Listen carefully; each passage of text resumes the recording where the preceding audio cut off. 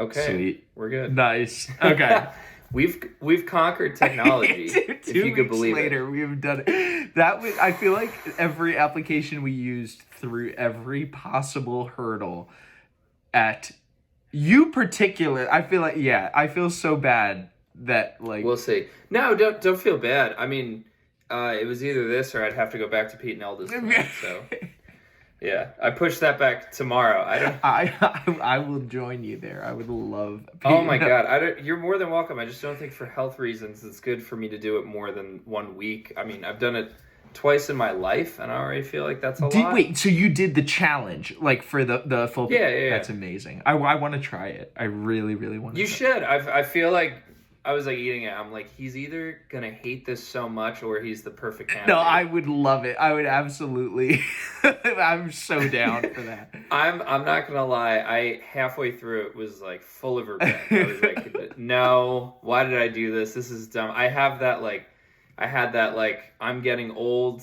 I should stop thinking I could do everything type vibe. And then by the home stretch, once you realize that the crust is just one big saltine cracker, yes, you're just like, okay, this is fine. And then when the pizza's done, you're just like, that's it.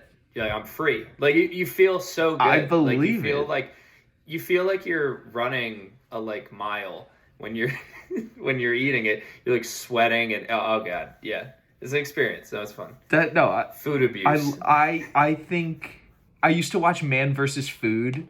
That show, I think it's Adam Richman. It's so different watching people do that stuff, though. Me trying to eat this pizza, I don't need to do hot ones. Like, yeah, well, I mean, I don't need to do it. I know I could not.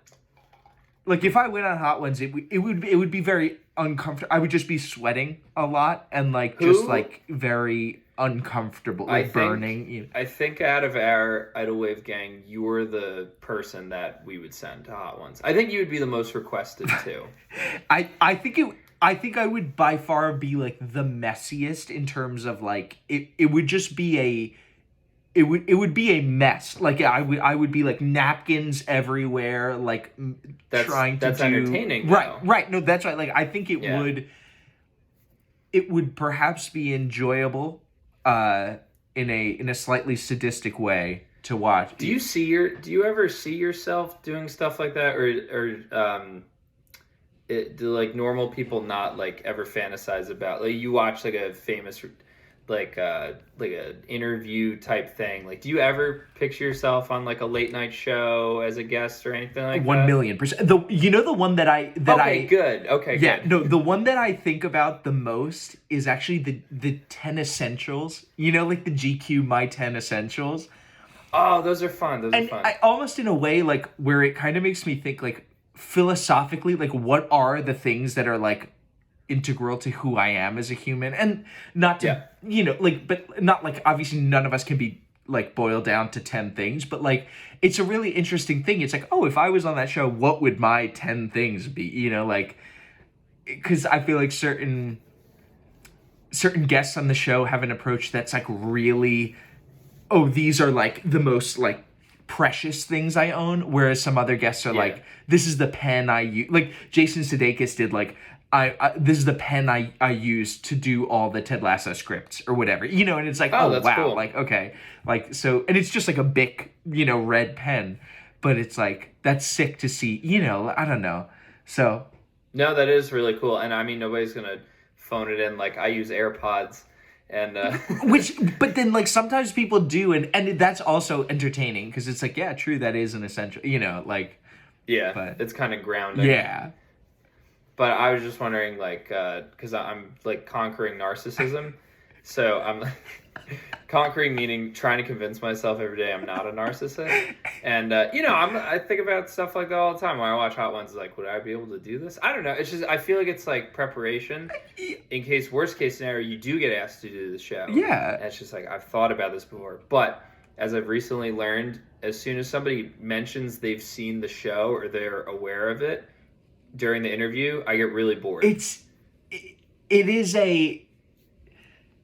think there's like a magic to like, it kind of reminds me of like the early Eric Andre show when it was like Yeah. one knew what was happening, and so there's this magic of They had a vague idea. Yeah. right. But like meaning like even for people in the public, who were like seeing his public sketches or things like that, like there's like this magic to like, oh, this is so novel, or this is so like every reaction is kind of unattached to like this idea that you already have of the like in this case hot ones, or like, so yeah, I agree with that completely. Like it's the element of surprise. Yeah, and like you don't want like to face like a unicorn and you're gonna be like, oh, I know what to do in this situation. So right. Yeah, it's like that's less entertaining than like what is right, or like, oh, I know what your horn is, or like what myth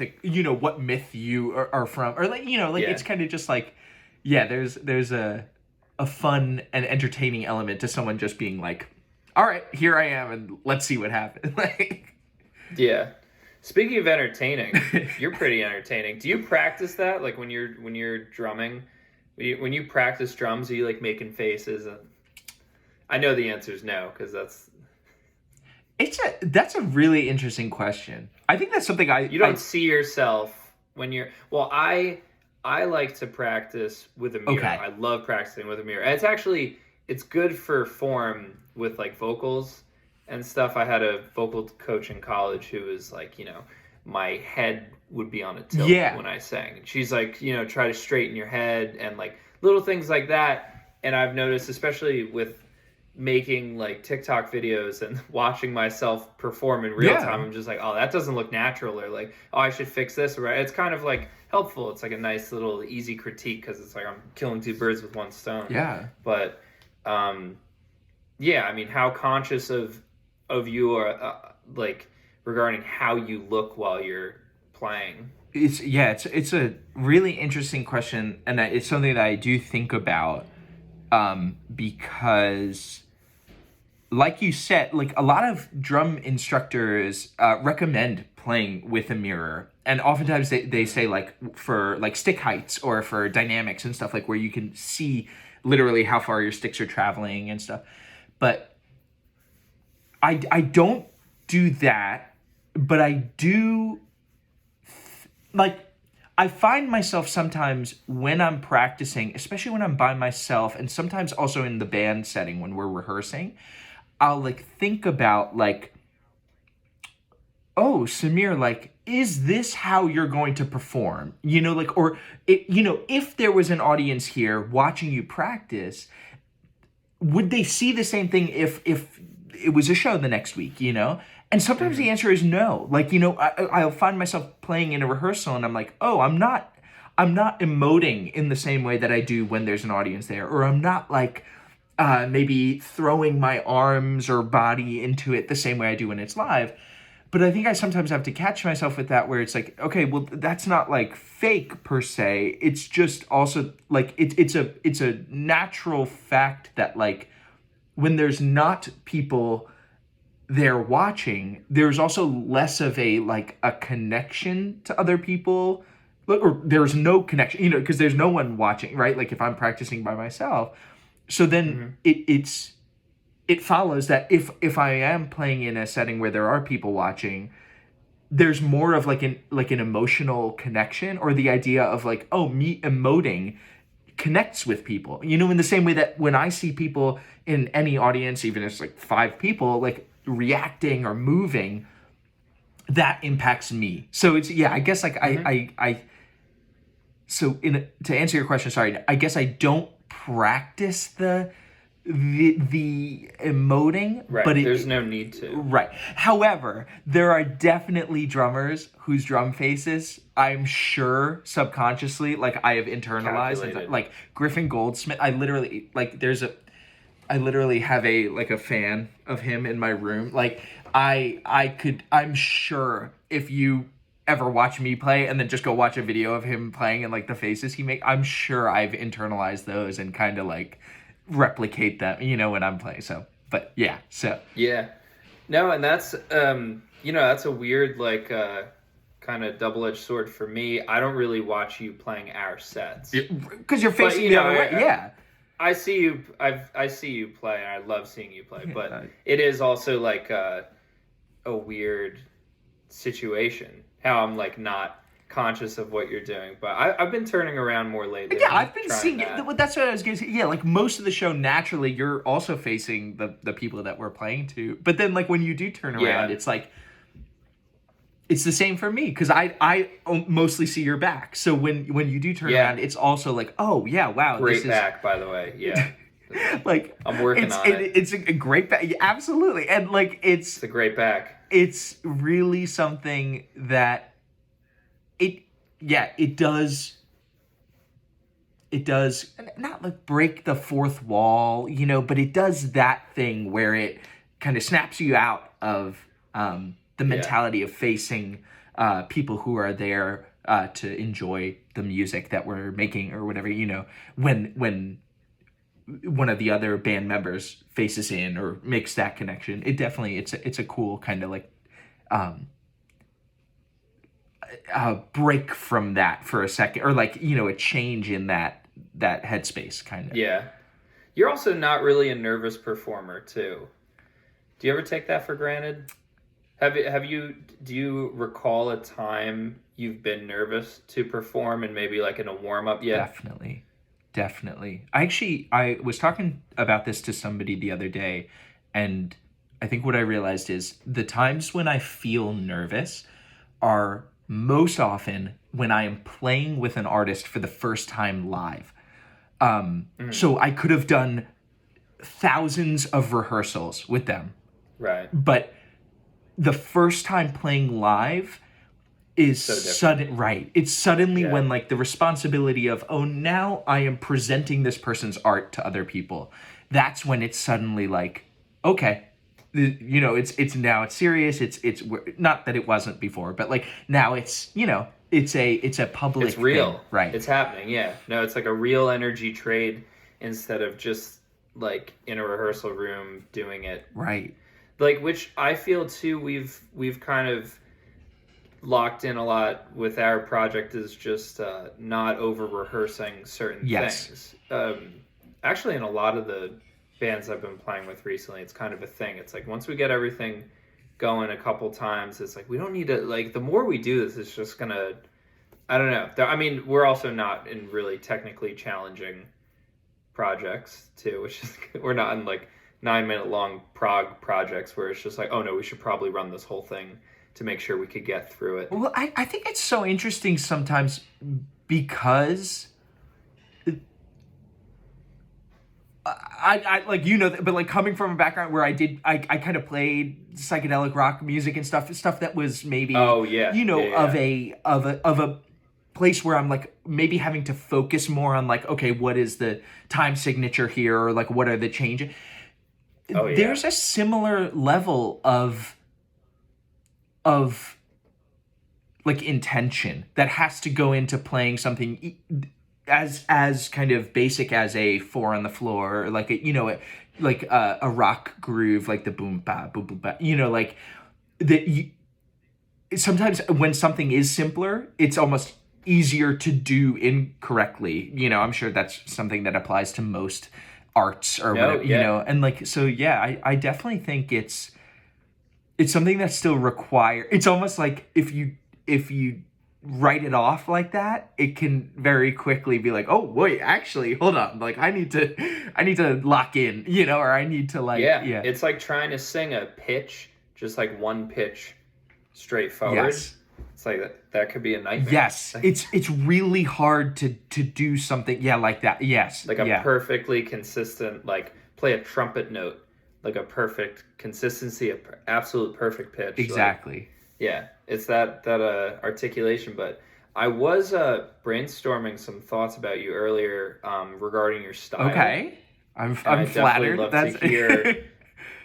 I'm curious to your journey, even though I've seen this, but we're recording this, so we could have this, after our lives are done, and your journey of picking up the drumsticks and your kind of like styles that you've gone through, because you have gone through, in my eyes at least, this like rock, metal drummer, punk rock into like you said, like very psychedelic, experimental, progressive, into a very singer-songwriter Mm-hmm. approach, and you kind of do it all, because I Oh, mean you busted out the, I forget the BPM on that track, but you busted out pretty much like a blast beat type deal, effortlessly, which is just like, I think we were just playing around with it, right? You weren't like prepared to do that for the day. You right. weren't like, this is gonna happen. So it's just kind of like having the chops to whip that out and be so clean with it. And you always take things so seriously musically. Like you always like give it your all on every take and every like way you think of breaking things down and contributing to the sound. And a lot of gears turning too. Like you're never just playing drums. I appreciate You're that. always hyper conscious of everything around you. But I'm curious to like how you've seen your journey of styles change, or what led you to those like changes. Hell yeah. Yeah. I mean, it's I'm glad that I'm having this conversation with you because like you said, you've been privy to literally all of my styles, like literally from when we first started playing, For Whom the Bell Tolls.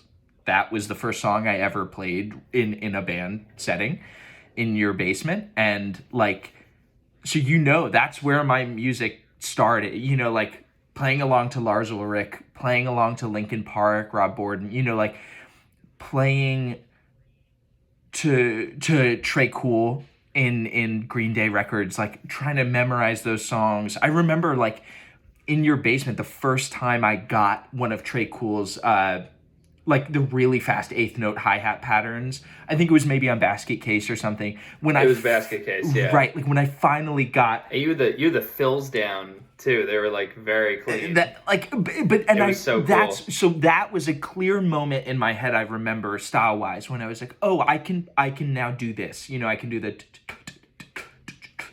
like where that right hand is moving that fast. And it's so interesting because now that can apply, that same thing, like that milestone, can now apply if I'm playing on a singer-songwriter's track. Like, for example, on like Ella Ross's song, like "Stay," in the bridge, there's a fast hi-hat part, and it's like the bridge doesn't sound like a Green Day song, but that step of my drumming was developed back when I was listening to like Green Day and playing Green Day with you in your basement. So it's like the it's really like a spiral, which it's funny. That's like a term that's used in like education a lot. Like my background's in teaching or education, where like spiral curriculum, like curricula tend to spiral, where it's like you introduce something early on and you revisit it and you revisit it and you revisit it, and it like slowly you build on it. And so I feel like that is how this has worked for me, like style wise, is like I got introduced to these styles of drumming, and then I got introduced to newer ones where then I could see where the earlier parts of where the earlier things that I was introduced to show up in these other things that I've been introduced to. So it's really interesting. It's I think, like you said, you've charted it really well. Like that was the progression of my style, was kind of like going from hard rock, punk rock, pop punk, some metal from like Metallica, and then getting to like, I remember in high school listening to Taylor Swift and Sarah Bareilles records and being blown away by the drumming on those records, and being like really into that and trying to emulate that. And and then it's so funny because then I got to college and I was playing really experimental stuff where maybe some of those facets of the drumming that I was hearing on those Taylor Swift and Sarah Bareilles records wasn't as present. But then I get to now, like over the past 2 years, where I'm playing on singer-songwriters records, and it's suddenly so important again. Not that it lost importance, but it's suddenly now at the center of a lot of what I'm doing. So it's so cool how stuff just, it never goes away. It's always there. But it's a fun thing that, like, as you get introduced to these things, they really shape a lot of how you play. And I'm sure it's the same in other instruments. Like, I don't know if every musician has a different path. but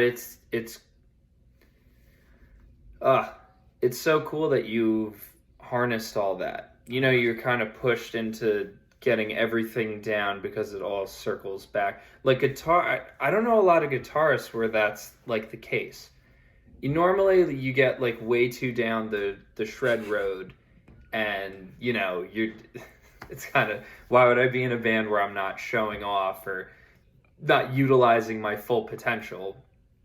But everybody has a different path though. It could be like people that shred at bass or whatever. It's like, oh, I end up playing single notes in a band, or what. It's all like, what really justifies a good musician? Is it like their technicality and their feel, or is it their aptitude and what they're able to pick up? And it's discouraging how many great musicians there are, but you really need to have that like platform, or at least that like halfway point of loving what you're actually playing and like finding yourself. But I mean, you're constantly I'm not saying you're settled, but you're constantly growing and very observational and always like learning and listening.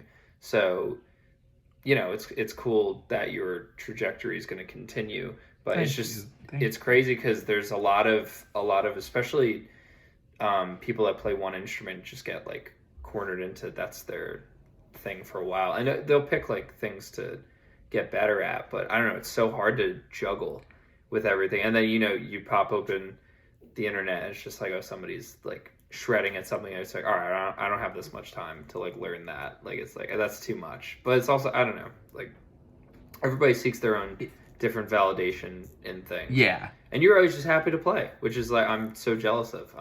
Sorry, say that one more time. You're always just happy to play, and I'm always jealous of that.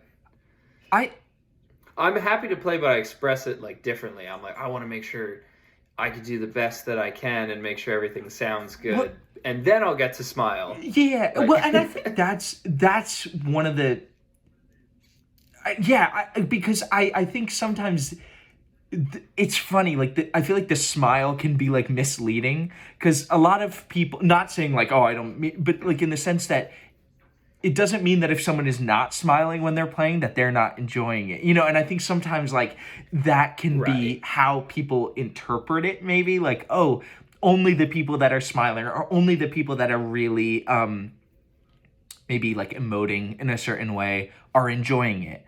And it's like, obviously that's not the case. There's a lot of people who are in love with what they're doing and maybe just aren't smiling, or maybe aren't, and maybe it's part of the performance that they're not smiling, and maybe it's just a byproduct of how they focus or concentrate, or maybe it's just a choice, or maybe they don't feel like it, and all of those are perfectly valid, and like it's, everyone can express themselves how they want when they're playing.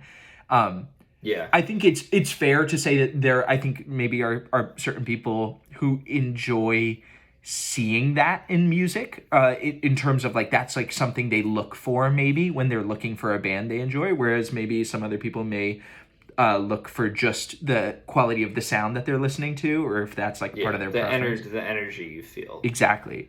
Like I know that's big for me. Like that's why I love Dave Matthews Band. That's why I love Dawes. It's why I love like when you like, those are two examples of artists where like when I watch them I feel really invested in what they're doing on the stage, and I feel part of it. Like I feel like I'm present there. Yeah. So it's cool. Yeah. So I guess that's part of maybe why I express myself the way I do, is maybe we've been so lucky too.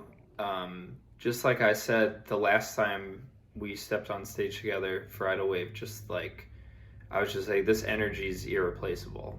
The one we have, like, for me, because it's that I'm at a very I mean, I'm just at a very vulnerable like piece of the puzzle there. And it's just like the most comforting like bed of grass I could put my feet on, pretty much. It's just like knowing you guys are on there with me, and it's always very like clean just, I don't know. I feel like the vibe's always really there. I always know what to say. I'm not like struggling or nervous of what somebody's gonna think or anything like that. Like, it's kind of just all like, in practice, I'm nervous about what to say because nobody gives any reaction. Right. It's exactly like anybody speaking to. Do you hate the song? It's no that. I always find myself like. I feel like I'll just start laughing in those moments. Sometimes when awkward. When, if you're saying something and maybe people are not reacting or responding, I'll just start like giggling or I'll say something to you or to Connor or to Sarah, Brittany. I think next time I'm just gonna like just converse with you and just like act like they're not there and be like, "We ready to go into another one?" I feel like I've seen that happen before. I can't remember, but I've definitely seen like a band that has. I think it's like. I don't know who it is. I definitely have seen like I think a pretty well-known band like do something like that. Like live. Yes, where it was like Oasis, yeah. I've never seen Oasis. Where they talk to each other. It's you're ready to go into it. Yeah, do the Matty Healy interview about why Oasis isn't playing anywhere. Yeah, so funny. But I love that. I'm here for the chaos. I would love to see Oasis live. That's a band. According to him, a lot of people would. Yeah. I think there's probably millions of people. But, But yeah, no, I think it's really important to what you said to like have a group of people with you when you're performing that make you feel able to express yourself in like a musical way, and when you're talking to people there, when you're that's like you said, it's a really comforting and important kind of base layer to have, and then you can feel good growing out of that. I think what's so special about it for me too, I'm very biased, but just like the way we put the record, like Dream Guy together through like pretty much just Connor and I, and then you came in and it was like not disconnected, but kind of disjointed the way everything was. Like Brittany, I would just be like, "Do you want to write a verse on this song?" Then she would come in. It wasn't like it is now where we're like meeting up and working things out and then like kind of coming all together for it. Like, I don't know if anybody saw anybody else. I mean, it was also due to like COVID, but it's like, I don't know if we were not like all in the studio together, but there's so many hands on it. And then that translated so well live. Like, it's weird because I came from a background where it's like a band has to play the song every night. They have to practice it every night. They have to practice it live. They have to practice playing it live. I mean, half of our set list when we debuted the album, we never played. It was like all like kind of just like, we practiced it that week and then ran through with it. And it felt so nice. And it was really cool. It's a special feeling. Yeah. 10:05 just like came together. So like a song that was written summer of 2020. Yeah. It's just like so far away from us now, but to the world it's new, and we played it and it's still like, I don't know if you remember anything about recording. Absolutely I do because it was a really scary time when we were recording that. There was so much uncertainty, there was so much distance, and like rightfully so. Like it's like I fully there's a reason for that, but I think that opportunity to meet you and Connor in the studio that day and do that, I think it was August 2020. That opportunity was so,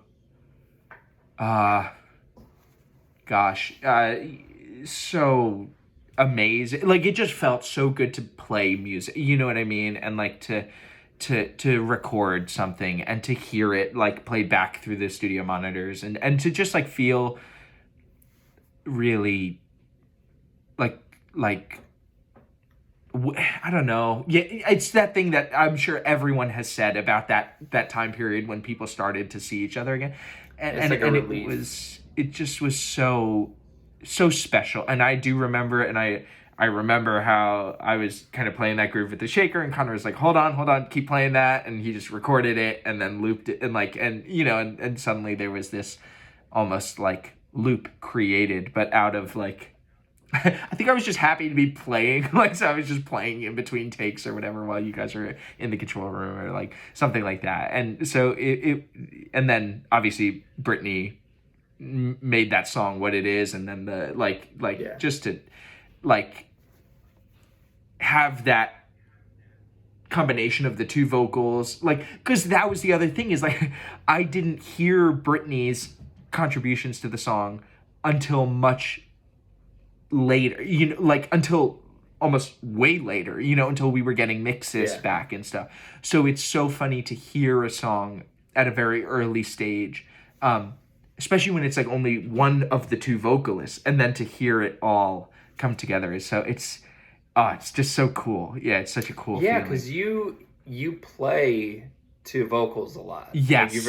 Like I said before, you're very like hyper aware of what every instrument's doing and where all the emotions kind of coming from, like that source of emotion, what instrument is bringing it out, or if it's the vocals.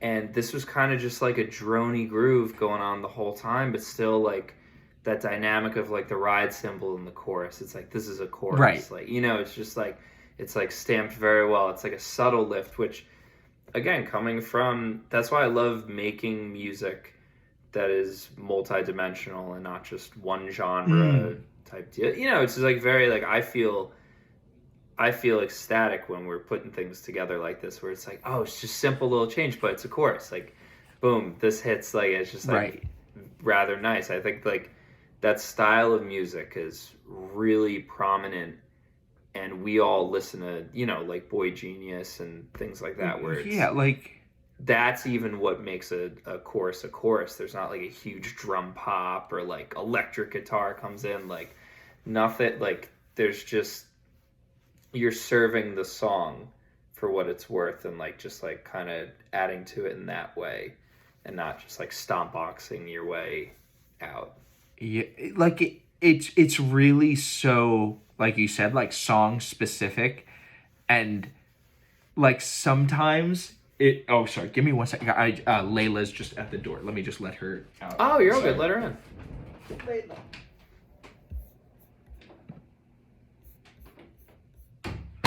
Sorry. So that is also something I've been thinking about recently, because I think oftentimes, especially that phrase, like serving the song, is something that, especially as I think as a drummer, it's like something that is really valued and really special. And I think sometimes it can be taken to mean like, don't play a lot, or play very simply, or play in a way that is kind of the least possible, and then you can kind of build from there. And it's so funny because I think sometimes like if we're truly serving the song, then sometimes the song calls for a lot of drums, or it calls for a big chorus with a big crash beat or something like that. But then sometimes it calls for no drums at all. And so, like you said, it's like, it's finding that, like, what the appropriate thing is. And I just love that. I love reminding myself of that idea where it's like, okay, serve the song, and maybe serving the song is a bunch of drums, and maybe serving the song is very little. And like, and sometimes it is very, like, you know, where 10:05, it's like laid back, some additions for the chorus, you know, something. And then sometimes, like in California, like when it absolutely swells at the end, it's just, you want a lot of drums to be there. You want it to be big. You want it to be loud. So I love that there's that variety. Yeah. How did I send you the California demo, like the GarageBand demo, or did you kind of, what did we go off of in the studio? Because I don't even remember sending you. I don't remember what I sent you. I also am not remembering what I had ahead of time. I do know there's a chance that maybe I didn't listen to anything ahead of time, because I love I love when in the studio, like, that I'm hearing the song for the first time, because sometimes it Yeah. allows me to, Well, like, it's like gut reaction. yes, You're a little more fortunate you could get away right, with as a that. drum, Like, yeah. I don't think I'd be able to get away with Right, that. and it's totally a Especially, I don't know. drummer, yeah. Depends on what it is. And sometimes I cannot get away with it as a drummer. Like, there have definitely been times where I showed up and I'm like, oh yeah, let's do a first listen. And I'm like, oh, the bridge is in 6/8. You know, like, all right. Well, you're pretty good at reading me and where I'm going with things, because you always know where my phrases. Even if my phrases are like a odd number of lines, you always know where they land. I feel like I have a good read on, like, not how you write, but like if I hear something that you wrote, I can maybe hear where it might go, or like what direction. Yeah, like, and not in a predictable right. way. You're just like, that's just like half your life is right is playing with, like, so it's yeah. And then Connor always keeps me in a lane, which I'm so fortunate about, because I think about this all the time. If I were to really make music on my own, which is one of my goals in my life, is to produce my own music fully. Yeah. It just needs to there needs to be rules. There needs to be some kind of roadmap. Like, not to siphon creativity, but just like, he's so good at creating the map. Like, he's so good at like locking the parameters, and especially like from his, like, he knows, especially the more songs we've done, the better the mixes have gotten, because we've learned in tracking how to just not like overdo anything, or not overstack any guitars, or have too many background synths going on, or whatever it is. Or maybe just like, you know, when you listen to like a really good singer, yeah, and you listen to their isolated vocal, they don't have doubles going on most of the time in the normal verses. Like, that's just their voice, like just a one kind of take, maybe with some kind of compression on it. But then, you know, it's like, you try that on your own, it's like, oh, I sound horrible. You know, it's just like, oh God, I gotta like work on that. Or I'm so used to, oh, the chorus, we just double it, and I have a like higher part on like underneath it, just like kind of all settles. But now it's just, I mean, I'm so fortunate to be able to work with y'all, because just the way it all comes together too, is, especially when we're in the studio, it's pretty much effortless. It's a fun process in the studio. I especially with this new set of songs, like you were talking about, with the kind of like the D beat, you know, the punk beat, kind of like that we were doing at the end of that song. I won't say the title. I'm not sure. I'm not going to say the title of it. I don't know how much I want to give away. Yeah, I'll just not say the title for now. I stopped myself from saying another title for the lines, because we have the one track with like the bridge is just like, there's no rhyme or reason to it. But you knew where my line was falling, where you came in right to like with the pick it back up, and it's just like, I was like, do we talk about that? I don't know. Right. No. Well, luckily, when this song comes out, I think it'll be clear what section we're talking about. But like, yeah, I mean, also if you slipped, I would just leave it.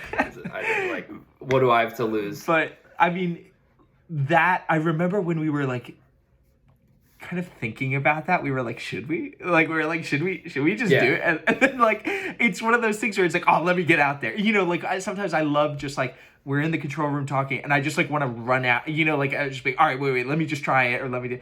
And I remember, I think it was kind of like that when we recorded that section, and it was just like, we just did a few passes, tried to get it as clean as we could.